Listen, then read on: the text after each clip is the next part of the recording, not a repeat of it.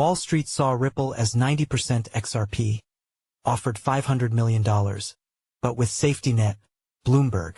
Multiple investors concluded that at least 90% of Ripple's net asset value was tied to XRP, the closely linked token that maintains distance from the company legally.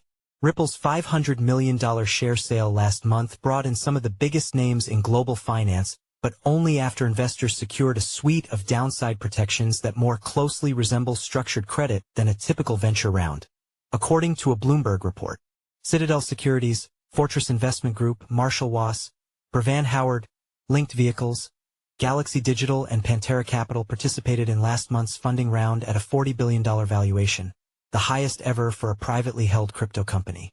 But under the hood, writes Bloomberg's Ryan Weeks, several funds treated it as a concentrated bet on one volatile asset.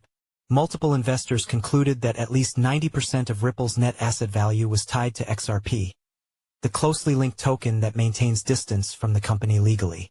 Ripple controlled $124 billion worth of XRP at market prices in July in its treasury.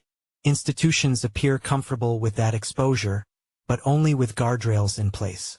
That hefty, risky exposure caused funds to negotiate the unusually strong protections. 1. The right to sell their shares back to Ripple after 3 or 4 years at a guaranteed 10% annualized return. 2. A 25% annualized return if Ripple forces a buyback. And 3. A liquidation preference, giving them priority over legacy shareholders in a sale or insolvency. Those terms amount to a synthetic floor under investors' capital, making for a structure rarely used in late-stage tech financings but increasingly common as traditional finance adapts its risk management playbook to crypto's volatility. XRP has since fallen roughly 40% from its mid-July peak amid the broad downdraft that hit the broader crypto market October and November.